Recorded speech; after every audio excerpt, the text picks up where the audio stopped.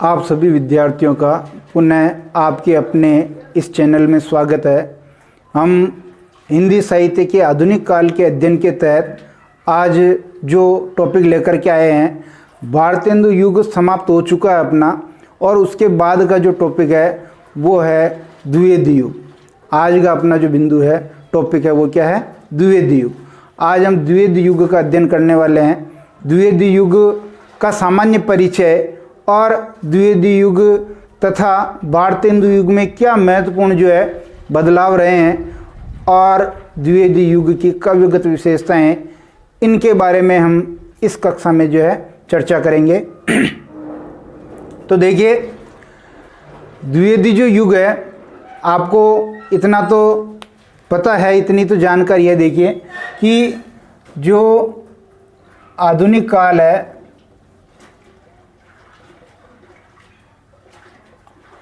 आधुनिक काल का जो द्विवेदी युग है, इसकी समय सीमा ठहरती है 1900 ईस्वी से 1918 ईस्वी तक। क्या समय सीमा ठहरती है? 1900 ईस्वी से 1918 ईस्वी तक।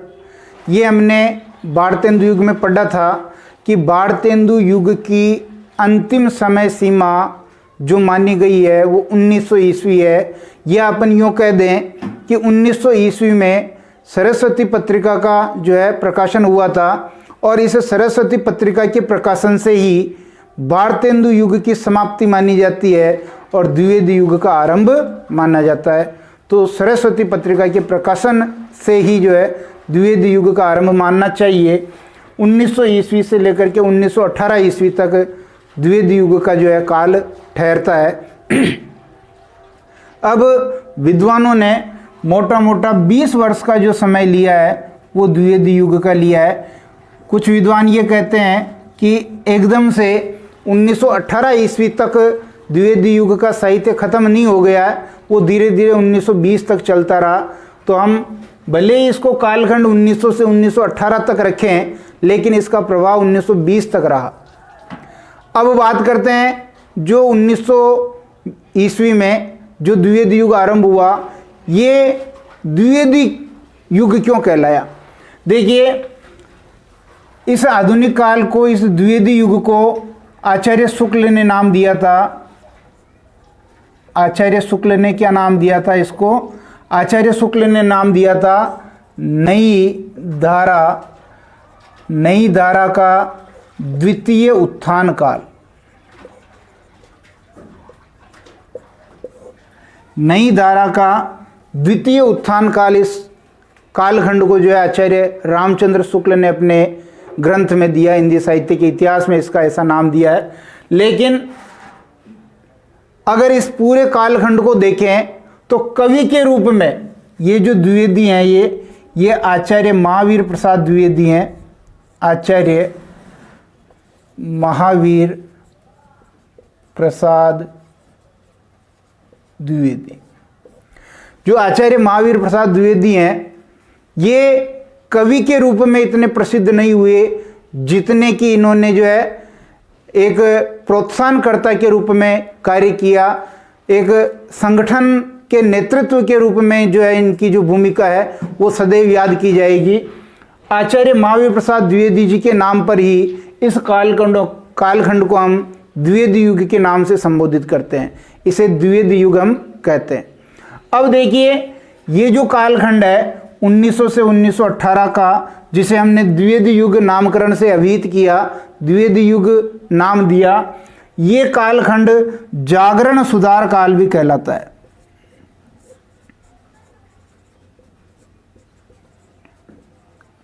जागरण सुधार काल भी ये कहलाता है। कहने का तात्पर्य यह है कि आधुनिक काल का जो प्रारंभ या जो पहला पड़ाव है वो आपका भारतेंदु युग है। लेकिन हमने जो है भारतेंदु युग को भी जो है अन्य नाम दिया था पुनर्जागरण काल। तो पुनर्जागरण यानी जागृति का जो भाव था वो तो उस भारतेंदु युग में आ चुका था, लेकिन जो सुधार का भाव है, ध्यान दें, यहाँ जो सुधार हुए हैं, चाहे वो काव्य भाषा में ले लो, चाहे वो गद्य भाषा में ले लो, किसी में भी किसी भी प्रकार के जो सुधार हुए हैं, वो सुधार के कारण इसको जागरण सुधार काल भी कहा गया। क्या नाम दिया गया इसको? जागरण सुधार काल भी इसका नाम रखा गया। इसे जागरण सुधार काल भी कहते हैं। अब देखिए, द्विवेदी युग जो है, ये द्विवेदी युग के मूल संरचना में और भारतेंदु युग के मूल काव्य में क्या ऐसी विशेषताएं, क्या ऐसा अंतर है जो भारतेंदु युग में था और द्विवेदी युग में नहीं था, उसको जो हम अभी एक सारणी के द्वारा बिंदुवार हम समझ लेते हैं, और वो आपको जरूर पसंद आएगा क्योंकि वो यूनिक चीज़ है। बिल्कुल एक नई तरीके से मैंने उसको समझाने की कोशिश की है, तो वो देख लेते हैं। भारतेंदु युग और द्विवेदी युग को हम तुलनात्मक रूप से देखते हैं, उससे ज़्यादा अच्छी तरीके से याद होगा। ये जो आपके बीच में जो ये मैं लाइनिंग कर रहा हूँ, इस लाइन के इधर जो है आपका है भारतेंदु युग और इस लाइन के इधर है आपका द्विवेदी युग। देखते हैं, पहला जो मूलभूत अंतर है, पहला मूलभूत अंतर कि भारतेंदु युग जो है वो भारतेंदु युग काव्य का या आधुनिक काल का, आधुनिक काल का प्रवेश द्वार है। यानी भारतेंदु युग को हम आधुनिक काल का प्रवेश द्वार कहते हैं, या काव्य या गद्य का जो हम उसको जो है प्रवेश द्वार कहते हैं। काव्य का भले ही मत मानो, लेकिन गद्य का मान लीजिए। गद्य का जो हम उसको प्रवेश द्वार कहते हैं। फिर यहाँ आ जाइए, जो द्विवेदी युग है, प्रवेश द्वार अगर भारतेंदु युग है तो आपका द्विवेदी जो युग है वो विस्तृत प्रांगण है, यानी गद्य या आधुनिक काल का विस्तृत प्रांगण है। सीधे शब्दों में हम इसको यूं समझें कि जिनका आविर्भाव, जिन गद्य विधाओं का, जिन काव्य की विशेषताओं का या जिस काव्य रूपों का उद्भव या प्रारंभ तो भारतेंदु युग में हुआ था, लेकिन उनको जो विस्तार मिला वो मिला विस्तार आपके द्विवेदी युग में। ये पहली मूलभूत विशेषता है। फिर देखिए, अगर हम इस भारतेंदु युग के पुरोधा कवि की बात करें तो वो आपके पुरोधा कवि हैं भारतेंदु हरिश्चंद्र।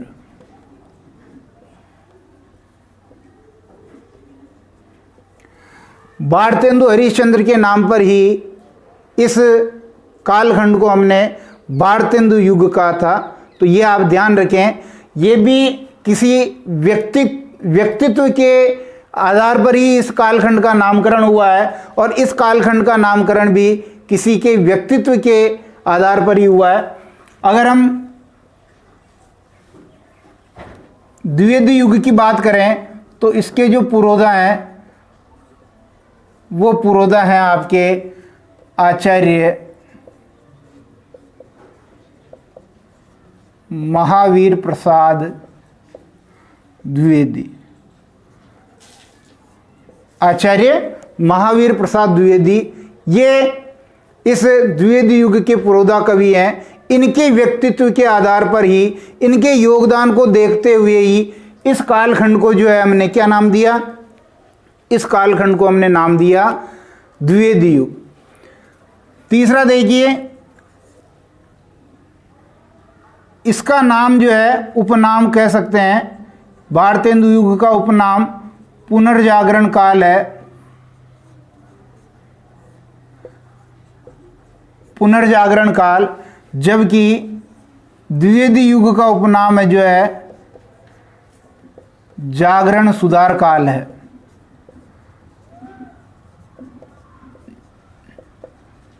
जागरण सुधार काल इसका उपनाम है। ये तीसरा जो है तुलनात्मक रूप से जो ये अंतर है। चौथा देखिए,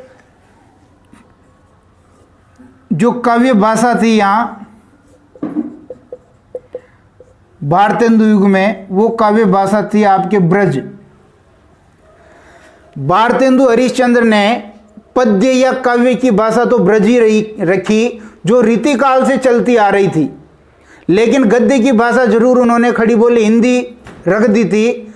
लेकिन यहाँ पर जो देखिए, जो द्विवेदी युग है, उस द्विवेदी युग में काव्य की भाषा भी जो है अब खड़ी बोली हिंदी कर दी गई है। आचार्य महावीर प्रसाद द्विवेदी जी ने जब ये देखा कि काव्य के गद्य और पद्य रूपों में विरोधाभास हो रहा है, क्यों न इसकी भाषा एक कर दी जाए, और उन्होंने बड़े अथक प्रयास से जो काव्य की भाषा है वो खड़ी बोली हिंदी कर दी। इसलिए द्विवेदी युग में काव्य की जो भाषा है, पद्य की जो भाषा है, वो खड़ी बोली हिंदी हो गई।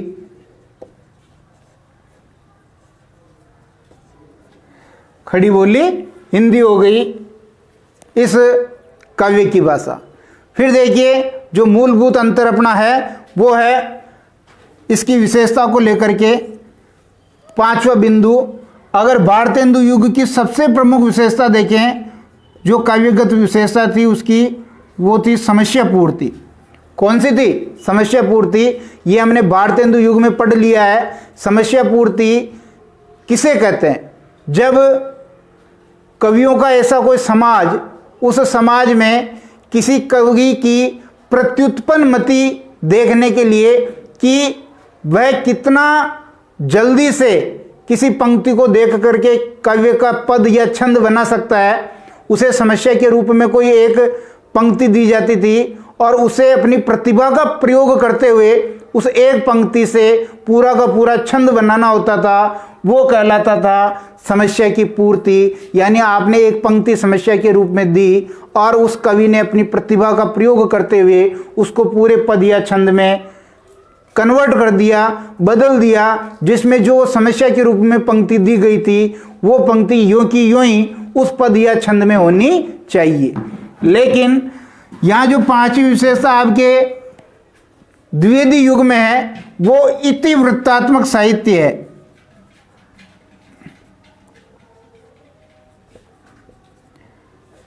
इतिवृत्तात्मक साहित्य।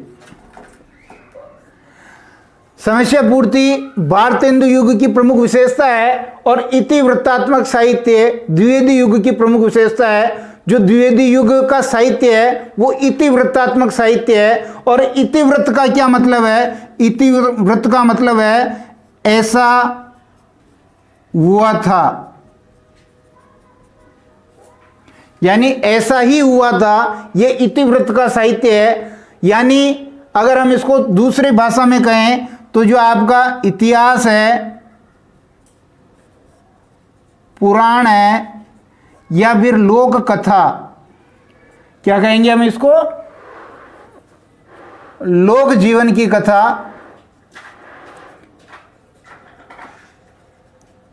कथा को आधार बनाया। यानी कहने का मतलब यह है कि इतिवृत्तात्मक साहित्य क्या है? जो इतिहास की कोई कथा या कहानी हो गई, या कोई इतिहास की कोई बात हो गई, पौराणिक कोई बात हो गई, ऐसे ही कोई लोक जीवन में जो प्रसिद्ध कथाएं हैं, उन कथाओं को आधार बना करके जो साहित्य लिखा गया, उस साहित्य को कहते हैं हम इतिवृत्तात्मक साहित्य। ये द्विवेदी युग की जो है प्रमुख विशेषता है। ये 5 विशेषताएं हमने पढ़ी जो भारतेंदु युग में थी, लेकिन द्विवेदी युग में उसमें बड़ा बदलाव हो गया। तुलनात्मक रूप से अगला बिंदु देखने पर हमें मिलता है वो है भारतेंदु युग में जो साहित्य लिखा गया वो मुक्तक साहित्य ज्यादा था। यानी इसमें किसी प्रकार के साहित्य में कोई तारतम्य नहीं था, सब मुक्तक साहित्य था। अगला जो भी उसका खंड है वो पिछले खंड से जो है संबंधित नहीं था। जैसे रीतिकाल में बिहारी ने जो दोहे लिखे हैं वो सब मुक्तक साहित्य हैं। अब देखिए इसी बिंदु को अगर हम यहाँ देखें तो जो द्विवेदी युग है, द्विवेदी युग में मुक्तक साहित्य तो लिखा ही गया, लेकिन ये मुक्तक साहित्य के साथ प्रबंध काव्य भी लिखा गया। यानी जो प्रबंध काव्य की प्रचुरता है वो आपको द्विवेदी युग में मिलती है। प्रबंध काव्य खूब लिखा गया। यानी प्रबंध काव्य में हम दो चीजें लेते हैं, एक तो लेते हैं खंड काव्य और एक लेते हैं महाकाव्य। खंड काव्य और महाकाव्य ये प्रबंध काव्य के दो रूप हैं, जिसमें चाहे आपके मैथिली शरण गुप्त जी हुए हैं जिन्होंने साकेत, यशोधरा, भारत भारती इस तरह के महाकाव्य और खंड काव्य लिखे हैं। इसी प्रकार आपके जो अयोध्या सिंह उपाध्याय हरिओद है जिन्होंने प्रिय प्रवास जो हिंदी का पहला महाकाव्य खड़ी बोली का माना जाता है, और वैदेही वनवास, इस प्रकार के महाकाव्य लिखे हैं। और खंड काव्य तो खूब लिखे गए हैं। जो मैथिली शरण गुप्त जी हैं उन्होंने 2 महाकाव्य और 19 खंड काव्य लिखे हैं। इस प्रकार अगर हम देखें तो प्रबंध काव्यों की दृष्टि से खूब सारा अथाह साहित्य जो है इस द्विवेदी युग में लिखा गया। फिर अगला बिंदु देखिए, भारतेंदु युग की जो प्रमुख विशेषता है या जो प्रमुख पत्रिका मानते हैं वो कवि वचन सुधा मानते हैं।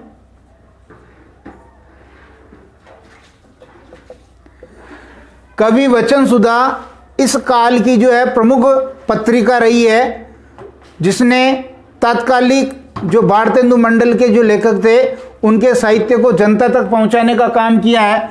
लेकिन अगर आप द्विवेदी युग में आ जाएंगे तो 1900 ईस्वी में प्रकाशित होने वाली सरस्वती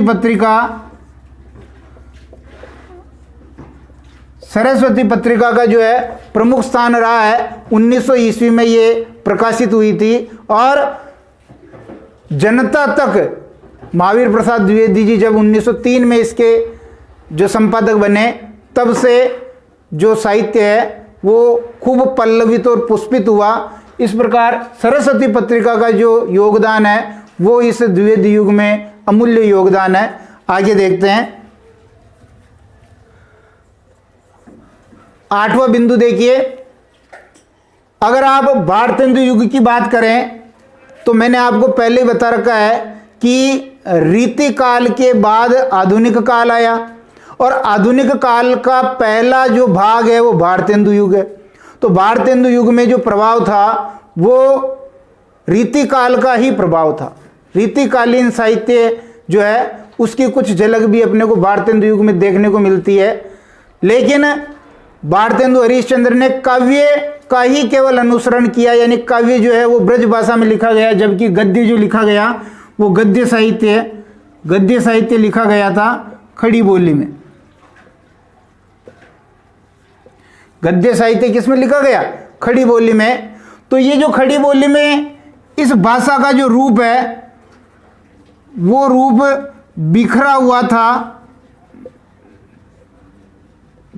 या बिखरी हुई भाषा लिख सकते हैं। व्याकरण गत अशुद्धियां,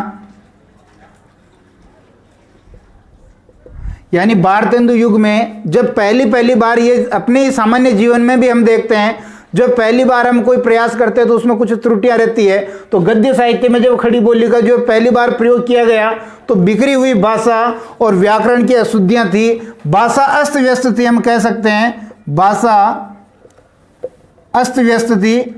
भाषा का कोई एक मानक रूप नहीं था, जिसके जैसे जम रही थी वो वैसा जो है गद्य साहित्य लिख रहा था। भाषा की जानकारी किसी को देखने की जो है फुर्सत नहीं थी। भाषा जरूर खड़ी बोली हिंदी चलने लगी थी, लेकिन उसका संस्कारित रूप हमें भारतेंदु युग में देखने को नहीं मिलता है। भारतेंदु हरिश्चंद्र ने जरूर जो अपनी हरिश्चंद्र मैगजीन पत्रिका निकाली थी 1873 ईस्वी में, उसमें जरूर कहा था कि हिंदी नई चाल में ढली। इसके अलावा ज़्यादा हिंदी के बारे में, खड़ी बोली के बारे में ज़्यादा जानकारी नहीं है। यहाँ देखिए, यहाँ भी जो है गद्य की भाषा खड़ी बोली हिंदी थी, यहाँ भी गद्य की भाषा तो खड़ी बोली हिंदी थी, लेकिन अंतर आ गया इनमें। ये जो कमियां यहाँ थी उन कमियों को दूर कर दिया गया आपके द्विवेदी युग में।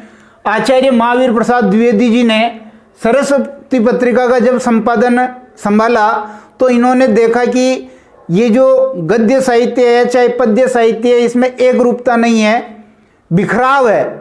और ये बिखराव अगर होगा तो साहित्य का जो रसास्वादन जनता को होना चाहिए वो नहीं हो पाएगा। तो इन्होंने क्या किया, इस खड़ी बोली हिंदी के रूप में बदलाव किया। इसको क्या किया, परिष्कृत किया, परिमार्जित किया, परिष्कृत किया, परिमार्जित किया, व्याकरण संगत किया। इसको व्याकरण संगत बनाया। और मोटे मोटे रूप में कह सकते हैं तो भाषा का जो संस्कार है,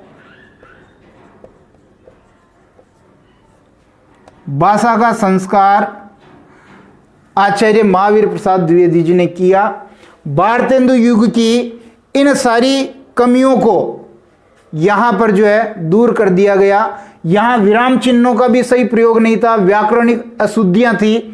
यहाँ विराम चिन्हों का एक प्रयोग जो है विधि संगत किया जाने लगा, तो भाषा का संस्कार हुआ, भाषा व्याकरण संगत हुई, परिष्कृत हुई, परिमार्जित हुई और भाषा का विकास हुआ। तो ये मुख्य बदलाव जो है ये आपके आचार्य महावीर प्रसाद द्विवेदी युग में देखने को मिलता है।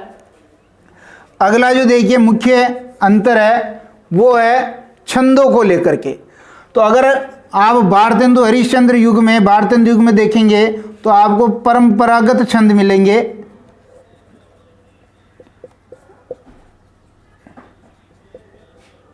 परंपरागत छंदों का प्रयोग जो आप जानते हैं, दोहा है, सोरठा है, दोहा सोरठा है, ऐसे ही सवैया है, कुंडलियां है, ये परंपरागत छंद थे।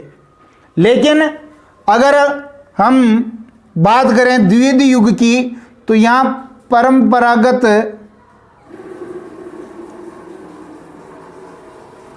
छंद प्लस एक तो परंपरागत छंदों का भी प्रयोग किया और साथ के साथ नवीन छंदों का भी प्रयोग किया। नवीन छंदों का भी जो है प्रयोग किया। परंपरागत तो ये इधर जो मैंने लिखे वो क्यों वही हैं। ये नवीन छंद कौन कौन से हैं, जिसमें देखिए हरि गीतिका है, इंद्र वज्रा है, उपेंद्र वज्रा है। ये जो संस्कृत के वर्णिक व्रत छंद हैं, यानी संस्कृत के ही छंद हैं ये, जिनको जो है यहाँ द्विवेदी युग में जो है नवीन छंदों के रूप में प्रयोग किया गया। तो यहाँ केवल परंपरागत छंद हैं, जबकि द्विवेदी युग में आपको नवीन छंद मिलेंगे। 10वां बदलाव है जो दोनों में अलग अलग रूप में अपने को देखने को मिलता है। भारतेंदु युग की बात करें तो भारतेंदु युग में जो है साहित्य, जो काव्य का जो साहित्य था वो आया था रीतिकाल से, तो रीतिकाल का प्रभाव था। तो भारतेंदु युग के साहित्य में आपको रीतिकालीन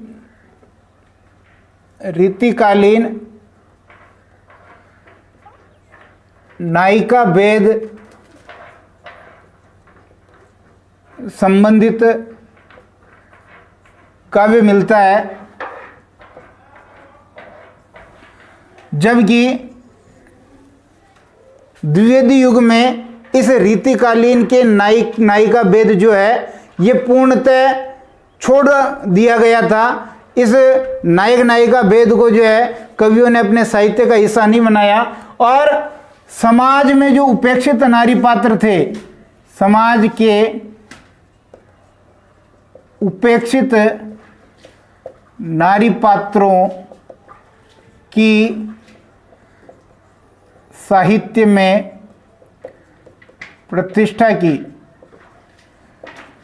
जो भी समाज में जो उपेक्षित नारी पात्र थे, जिन्हें समाज हेय दृष्टि से देखता था, निम्न दृष्टि से देखता था, चाहे वो उनके किसी दोष के कारण, लेकिन द्विवेदी युग में और खास करके मैथिली शरण गुप्त जी ने उन उपेक्षित नारी पात्रों को लेकर के जो साहित्य लिखा वो आज भी एक यादगार साहित्य के रूप में देखा जाता है कि सखी वे मुझसे कह करके जाते, ऐसा यशोधरा का उपेक्षित रूप वहाँ यशोधरा काव्य में देखने को मिलता है।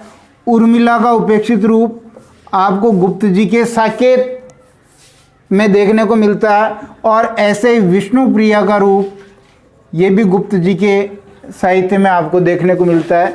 और ख़ास करके गुप्त जी ने ही इन तीनों उपेक्षित नारी पात्रों को अपने काव्य में स्थान दिया। इस प्रकार देखिए ये महत्वपूर्ण जो है भारतेंदु युग को लेकर के और द्विवेदी युग को लेकर के कुछ बदलाव हुए हैं, बाकी के वो लगभग समान विशेषता ही हैं। इसलिए अगली कक्षा में जो है हम द्विवेदी युग की जो है काव्यगत विशेषताएं देखेंगे और द्विवेदी युग के प्रमुख कवि देखेंगे। आशा करता हूँ ये कक्षा आपको पसंद आई होगी और अगर पसंद आई है तो आप वीडियो को लाइक करें, शेयर करें, चैनल को सब्सक्राइब करें। तब तक के लिए धन्यवाद। जल्दी हम अगली कक्षा में मिलने वाले हैं।